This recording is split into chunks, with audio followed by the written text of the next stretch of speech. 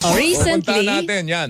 nag-utos po si Secretary Francisco Chu Laurel Jr. ng Department of Agriculture ng rice audit. Okay. Kasi nga sumingaw yung quote-unquote irregularity o questionable na pagbibenta ng NFA ng bigas. Yan. Sinasabing ito ay dati 23 lang nabili, yung pala 26, sabi ni Senator Raffy Tulfo. Tapos, naibenta pala ng mga traders sa halagang 52, sabi nga tubong lugaw masyado. Tubong lugaw, Ang sobra. tanong, ito ba ngayon lang nangyari o dati pa? Yan Kaya ang gustong malaman doon sa audit. rice audit, yan. Maganda rin matanong natin ang Department of Agriculture, Weng, dahil meron ng mga suhestyon kung paano mami-minimize ang korupsyon, no? Lalo na sa NFA. Yun daw independent laboratory na susuri kung yung bang bigas ay Talagang fit for nabubulok consumption na o hindi. o hindi na, no? So, magandang i-consider ng gobyerno Pag po yan. independent, kasi hindi pwedeng sabihin katulad nung natuklasan daw ni Senator Raffy na sabihin mo hindi na yan fit for consumption, dapat ay benta. Correct. Yan. Although hindi natin sinasabi na totoo yan. Hindi, tsaka hindi natin sinasabi na kapag kumuha ka ng independent contractor, ay hindi na mangyayari yan. Totoo yan. Pero mami-minimize mo. Pwede. Nasa linya natin si Asek Arnel de Mesa, tagapagsalita ng Department of Agriculture. Asek, good morning. Si Joel Siweng po ito. Live po kayo Super Radio DCWB GTV. Maganda umaga po. Good morning, Joel. Good morning, Weng. Sa lahat na nakikinig at nanonood. Maganda umaga po. Nasaan na po yung pinag-utos na rice audit ni Secretary Chu Laurel? Weng, ongoing ngayon yung audit na ginagawa ng aming internal audit service. Napag-utos nga ng ating kalihim Secretary Chu Laurel na i-audit yung mga transaction ng disposition ng bigas at palay ng NFA simula pa noong taong 2019 as far as back as 2019 dahil ito yung taon na nasimulang ma-implement yung provisions ng rice tarification law. Medyo mahaba-haba po yung babalikan natin hanggang 2019. Meron po bang Yes po. deadline o timetable na ibinigay ang kalihim para po, paano ba? Para mas mabilis, matutukan talaga at mapabilis po yung proseso ng audit? Wala pong specific deadline na binigay si Secretary Chu Laurel. Bagamat alam nung ating mga nagsisiyasat na ito po ay kailangan gawin sa loob ng lalo madaling panahon dahil napaka-importante po na ma-resolve itong issue po na ito immediately. Paano po gagawin niyang rice audit na yan, Asek de Mesa? Pakipaliwanag nga po sa aming mga ordinaryong mamamayan. Hindi namin maintindihan ng rice audit. Itong rice audit ay pag-sisiyasat lang, pag-review doon sa mga dokumento, sa mga polisiya at kasi merong mga NFA Council resolutions na dapat sundin kung paano yung tamang disposition ng mga palay at bigas. So una, titingnan kung tama o naayon sa mga ganitong klaseng resolution at yung ba mga proseso at dokumento ay tama rin kasi it's more of a process audit. Mm-hmm. So yung nabanggit mo kanina, yung meron kasing dalawang reports na ginagawa bago ibenta, yung laboratory analysis report at saka yung CASAR, yung quality assurance din na report at tinitingnan kung tama ba yung pagsagawa nito at yung bang disposition din ay naayon sa mga resulta o tamang resulta nito mga laboratory analysis. So syempre, Asek, aalamin doon kung gaano kalaki yung volume na naibenta since 2019 at kung nalugi ba ang gobyerno doon katulad nung sinasabing nangyari dito sa last transaction? Yes po, kasama rin yung mga gaano kalaki yung pumasok, saan yun galing at sino yung mga binentahan, tama ba yung pagkakadispose kasi may mga sinusunod din bukod sa NFA Council resolutions, yung ating mga COA rules and regulations ay dapat ding masunod sa paraan ng pag-dispose nitong ating mga bigas at saka palay. Okay, Asek, meron na bang hakbang na ginawa ang kagawaran kaugnay po dun sa mga sinasabing balita na actually kasi ang pinanggalingan lang ng impormasyon, Weng, Sinag eh. Sabi ng Sinag, yung binenta ng 26 isinalya ng 52, 52. diba? 54. Meron bang ganong klase ng impormasyon na natanggap ang DA at meron ba tayong kumpirmasyon kung nagsagawa na po kayo ng pagsisiyasat dito po sa aligasyong ito? excuse me po. Joel, itong mga ganitong impormasyon ay sinisiyasat din ng ating mga investigador. Matandaan natin, last year lamang, August, kung di ako nagkakamali, or September, ay nagpasa ang NFA Council ng resolution na itinaas yung pagbili sa palay, yung farm gate, from 19 to 23 yung dry, at yung wet naman ay naging 16 to 19 pesos yung naging presyo ng farm gate. Meron pang isang programa, yung National Food Authority, ito yung PALGO, Procurement Assistance for Legislators and Local Government Units, na kung saan ay doon sa farm gate price na itinakda ng yung buying price na itinakda ng NFA, yung mga legislators or LGUs nagdadagdag sila 1 to 3 pesos o depende para maging competitive yung presyo ng NFA kumpara doon sa mga commercial traders, para sa NFA magbenta yung mga magsasaka. So in effect ay yung pagbili ng farmers o yung kanilang income ay mas malaki kumpara doon sa itinakdang buying price ng NFA. Kasi kung hindi gagawin yun, ASEC, hindi tayo mabibenta sa NFA mula sa local farmers kasi ang pipiliin nila yung private traders na malaki ang tara ng presyo sa kanila. Yes, tama yun, Weng, kasi ganun kasi ang nangyayari sa Parang bidding mga yan sa farm gate, hindi po ba?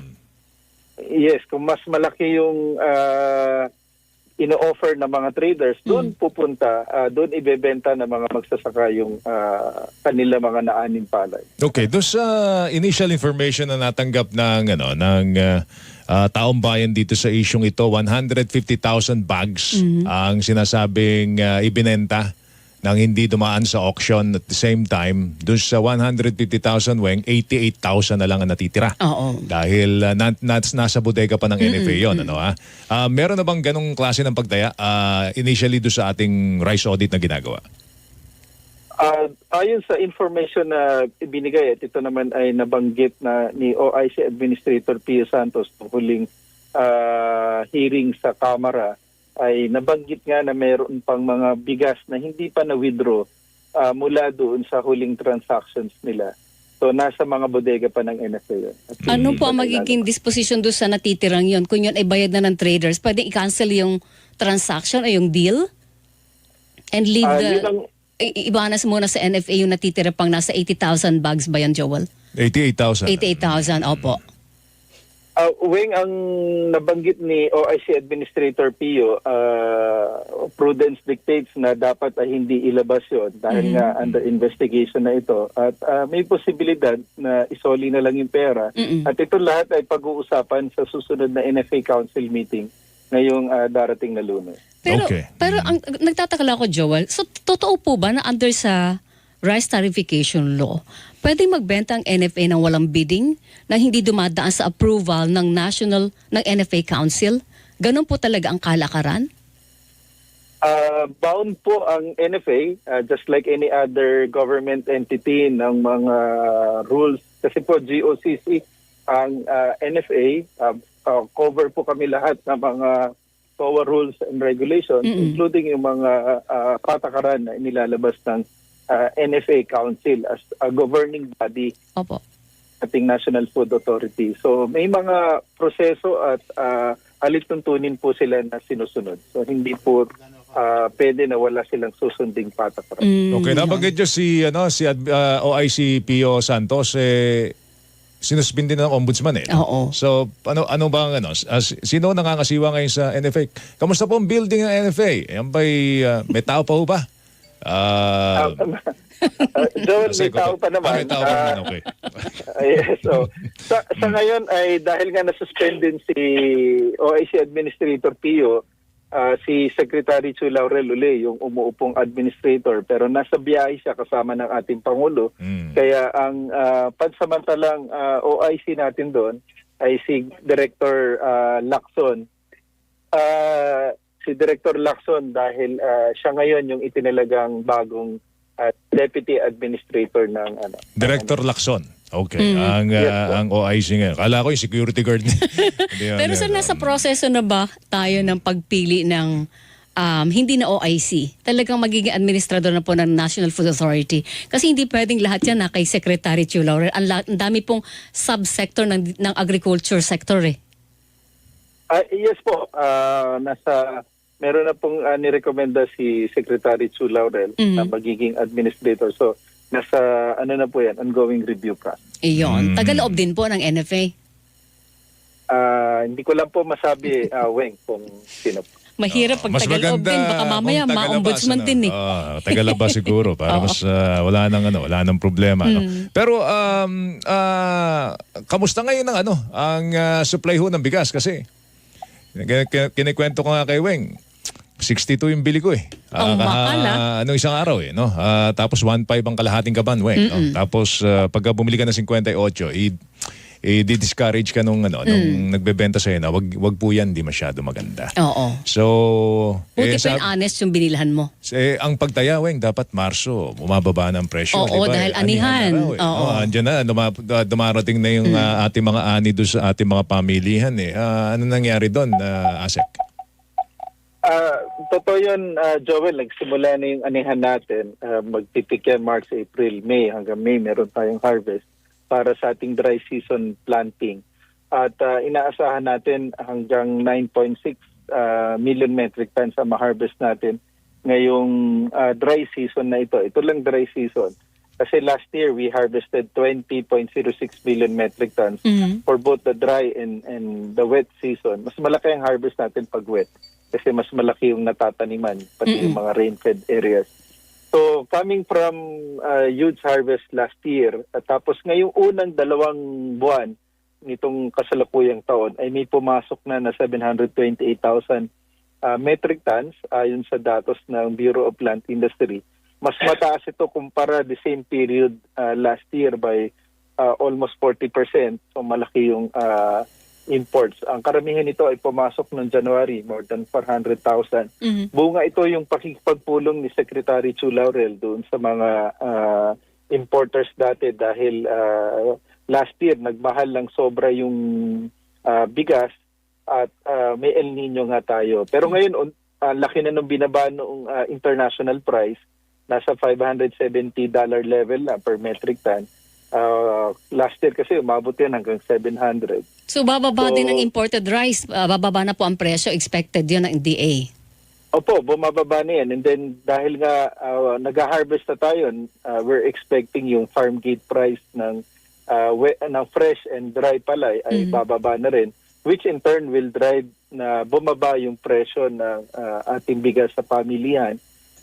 Unti-unti na bumababa, nakakakita na tayo ng mga 40 plus level for regular and well-milled. Bagamat yung ating prevailing price sa monitoring natin ay nasa 49.50 pesos pa rin. Ayun. Sa mga karamihan ng pamilihan sa Metro Manila. Hanggang anong level nakikita niyong bababa po yung presyo? At least yung regular at saka well-milled. Huwag na natin pag-usapan yung special at saka yung mga premium rice kasi talagang mahal yon.